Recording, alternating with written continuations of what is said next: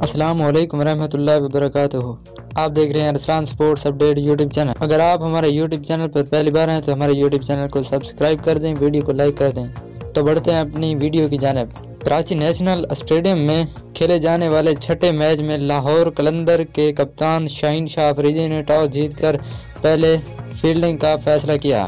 Opener Babar Azam اور شرجیل خان نے نصف سنچری کی شراکت قائم کی۔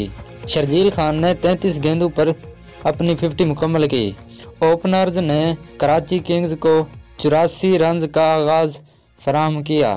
اس موقع پر تجربہ کار محمد حفیظ نے پہلی گیند پر شرجیل خان کو پہلی گیند پر بولڈ کر کے لاہور قلندر کو پہلی وکٹ دلا دی۔ شرجیل خان نے 39 گیندوں پر 3 چھکوں اور 8 چوکوں کی مدد سے 60 رنز بنائے۔ اگر آپ بھی شرجیل خان کے فینز ہیں تو ہمارے یوٹیوب چینل کو پلیز سبسکرائب کریں، کیونکہ ہر وقت آپ کو اس چینل پر نیو اپڈیٹ ملتی رہے گی۔